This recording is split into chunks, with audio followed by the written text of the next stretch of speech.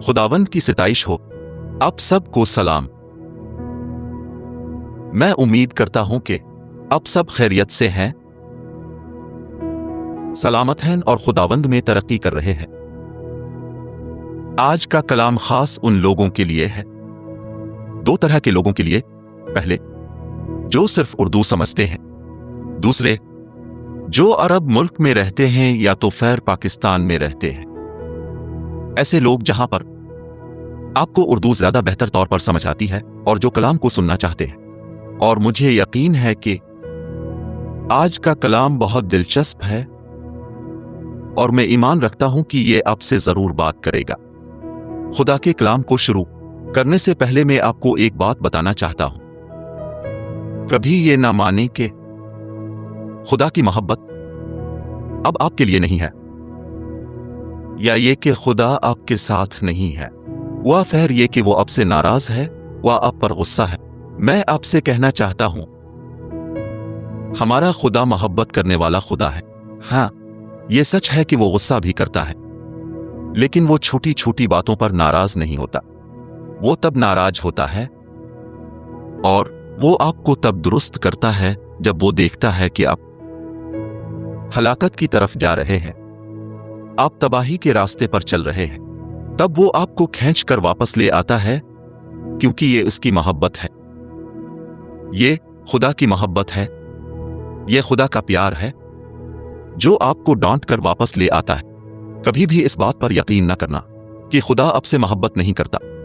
Bible कहती है कि खुदा ने आपसे तब भी मोहब्बत की जब आप बुराई में, गुनाहों में, जानबूझकर जुर्म करने में मुलव्विस थे। उसने ऐसे दिनों में भी आपकी हिफाजत की और आपको बचाया, तो फिर अब वो आपको क्यों छोड़ेगा? आज वही जिंदा खुदा आपसे कुछ बात करना चाहता है। अभी आपके स्क्रीन पर एक आयत है, लूका की किताब बाब 5 आयत 5। शमून ने जवाब दिया, उस्ताद, हमने सारी रात मेहनत की मगर कुछ ना पकड़ा, तो भी तेरे कहने पर मैं जाल डालूंगा।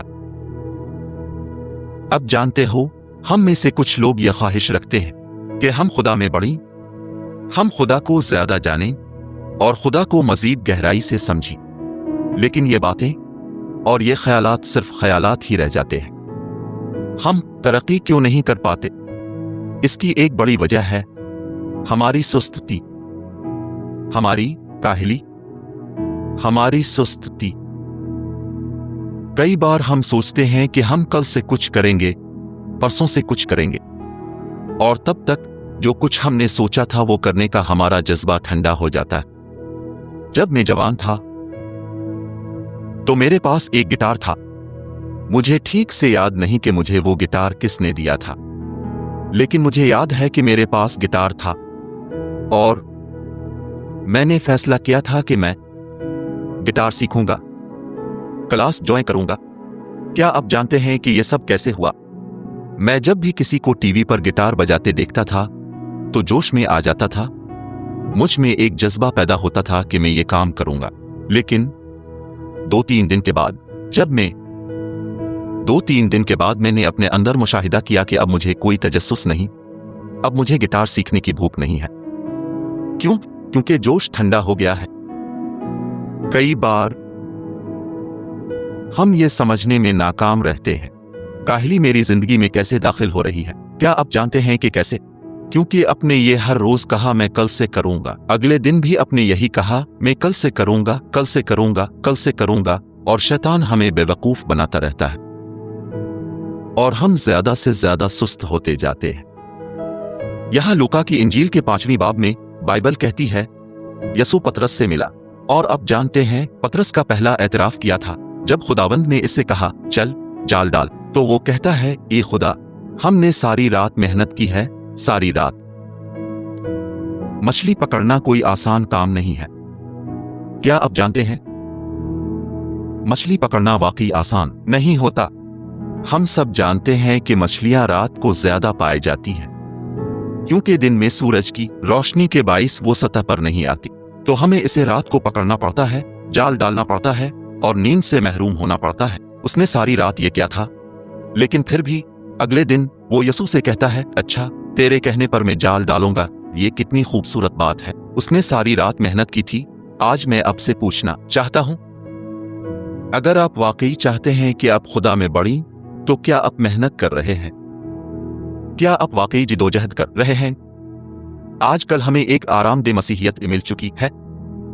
हम में से बहुत से लोग कभी ये नहीं सुनते कि खुदा में तरक्की करने के लिए मेहनत करनी पड़ती है। हमें लगता है बस चंद दुआएं, चंद ज़बानी ऐलान, कुछ आयत का इकरार और सब कुछ खुद ब खुद हो जाएगा।